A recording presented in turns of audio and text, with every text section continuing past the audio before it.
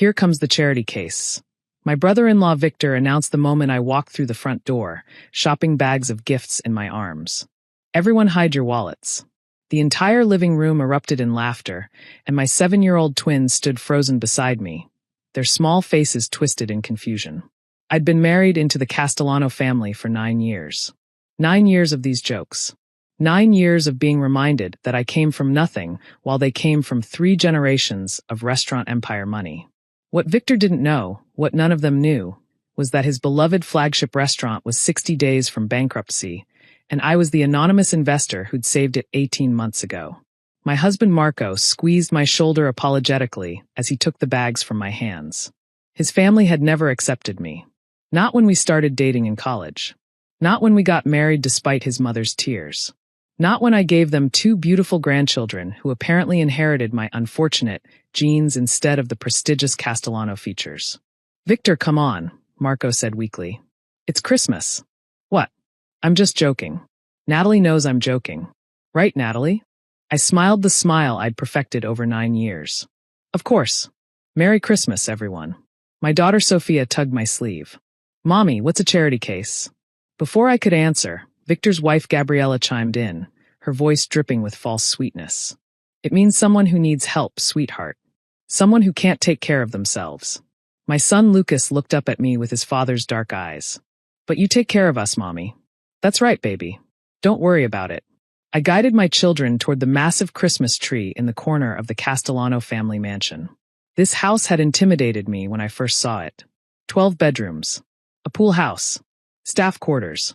All built on the success of Castellano's Ristorante, the Italian fine dining institution that had been feeding Chicago's elite for 73 years. Marco's mother, Donna Lucia, sat in her usual throne-like armchair by the fireplace. She was 81 years old and still ran the family with an iron fist wrapped in a velvet glove. She nodded at me once, her version of a greeting. I'd stopped expecting warmth from her years ago. The children have grown, she observed. They look more like their mother every day. It wasn't a compliment. Thank you, Donna Lucia. They're excited for Christmas. Victor settled into the couch with a glass of whiskey, already on his 3rd by the looks of it. He was the eldest Castellano son, the one who'd taken over the restaurant operations when his father passed. The golden child. The family pride. He was also terrible with money. So, Natalie, Victor started. Marco tells me you're still doing that little bookkeeping thing from home. How's that working out? Making enough to buy Christmas presents this year? Or did Marco have to cover it? More laughter. Gabriella. Victor's college-aged daughter Bianca. Even Donna Lucia's lips twitched. Marco shifted uncomfortably. She actually runs a successful consulting firm, Victor. She has major clients. Right. Consulting.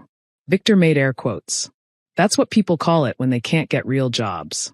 I felt the familiar heat rising in my chest, but I kept my expression neutral. I'd learned long ago that reacting only made it worse.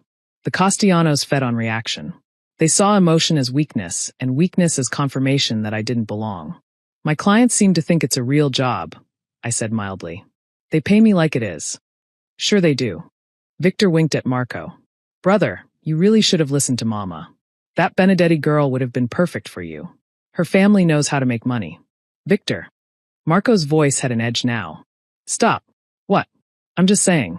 You had options. Instead, you picked the mother of your niece and nephew, I finished for him. The woman who sat through 9 years of your insults with a smile. The person who's never once asked your family for anything. The room went quiet. Victor's eyes narrowed. Touched a nerve, did I? No.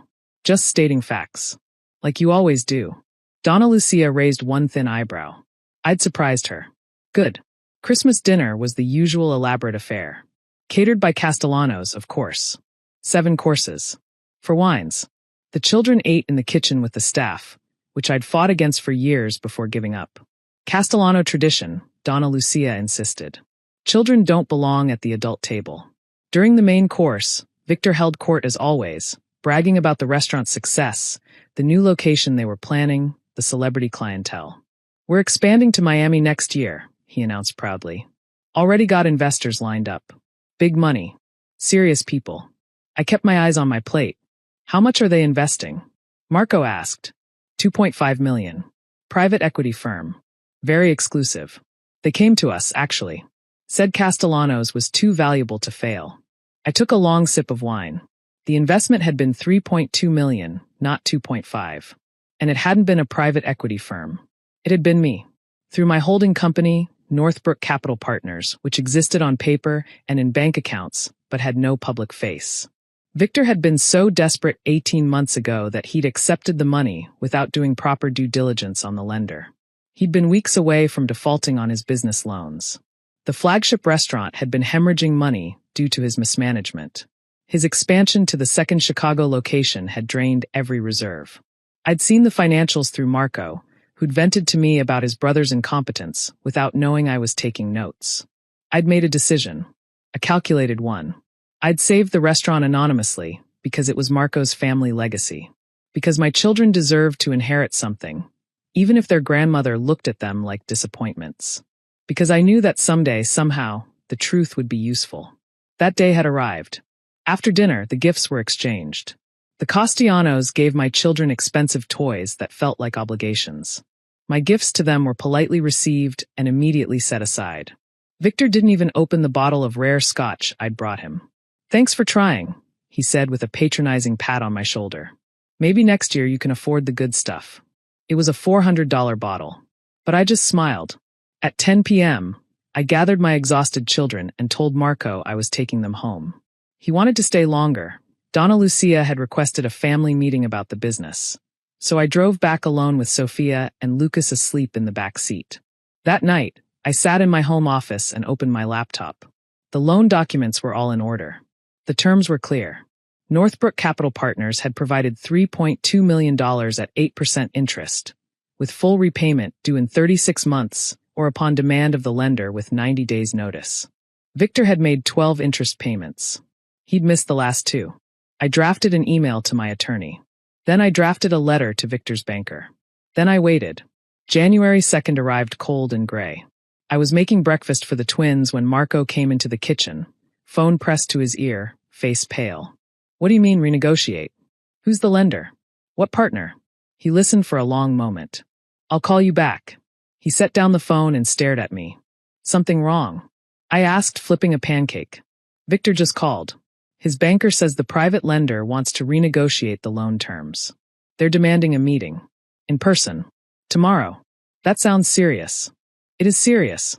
If he can't renegotiate, he might lose the restaurant. The lender could call the loan due immediately. That's unfortunate. Marco studied my face. "You don't seem surprised." "Should I be?" "Natalie, what's going on?" I turned off the stove and faced my husband. 9 years of secrets.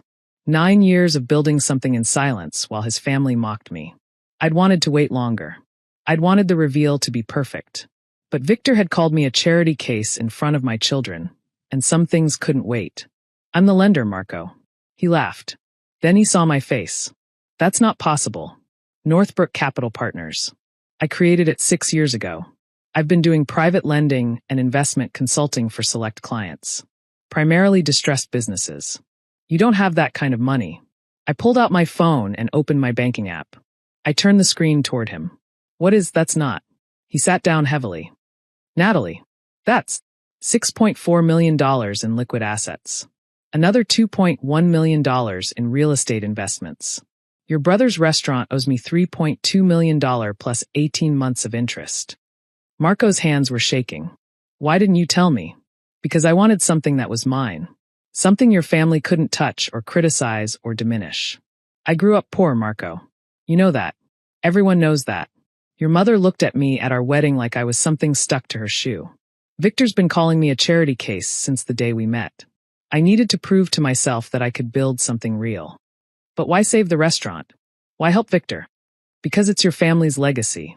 Because our children deserve to be part of something, even if your mother doesn't see them as real Castellanos. And because I knew someday your brother would push me too far." Marco was quiet for a long time. Finally, he spoke. "What are you going to do?" "I'm going to that meeting tomorrow. And I'm going to renegotiate." The meeting was at Victor's banker's office downtown. I arrived early, dressed in the navy suit I saved for important client meetings. My attorney, Sandra Chun, was already there with the documentation. Victor arrived looking haggard. He clearly hadn't slept. Behind him came Donna Lucia, walking with her cane, and Gabriella, looking annoyed at being dragged to a business meeting. They all stopped when they saw me. "What are you doing here?" Victor demanded. "This is a private financial meeting." "I know. I'm here for the meeting." "Marco sent you?" "This isn't really your area, Natalie. Maybe wait in the lobby." Sandra stood. "Mr. Castellano, Mrs. Castellano is here as the managing partner of Northbrook Capital. She's your lender." The color drained from Victor's face. "That's impossible." I slid the loan documents across the table. Section 3.2. Signature of authorizing partner. "That's my signature, Victor. I've been your lender for 18 months. Donna Lucia picked up the documents with trembling hands. Gabriella looked like she might faint. "You." Victor's voice cracked. "You gave me that money? I saved your restaurant from bankruptcy. You were 60 days from losing everything.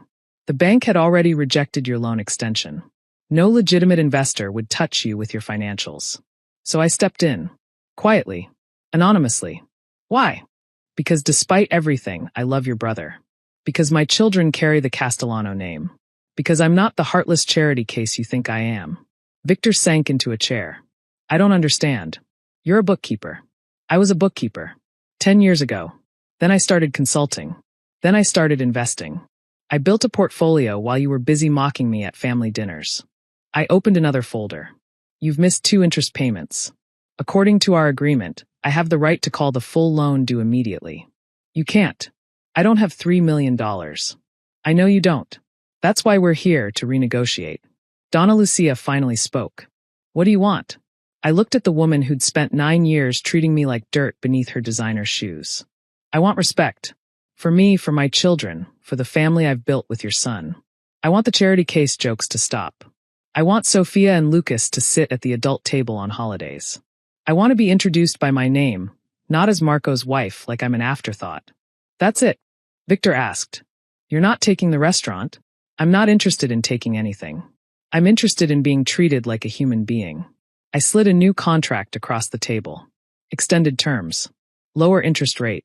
5 years to repay instead of 3.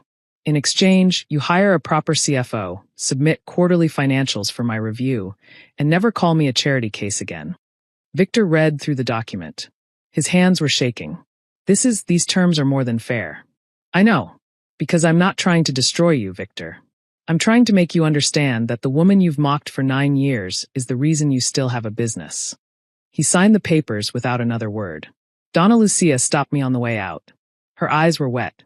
I'd never seen her cry before. "I underestimated you," she said quietly. "Most people do. My grandchildren. They're lucky to have you as their mother." It wasn't an apology. But from Donna Lucia, it was close enough. That Easter, I walked into the Castellano mansion with my head high. Victor greeted me at the door with a handshake and my name. Gabriella complimented my dress. Donna Lucia had set 3 extra places at the adult table. Sophia and Lucas sat with the family for the first time ever. My daughter beamed. My son looked proud. Marco leaned over and whispered, "How does it feel?" I looked around the table at the family who'd finally learned to see me. It feels like I earned my seat. And for the first time in 9 years, I truly had.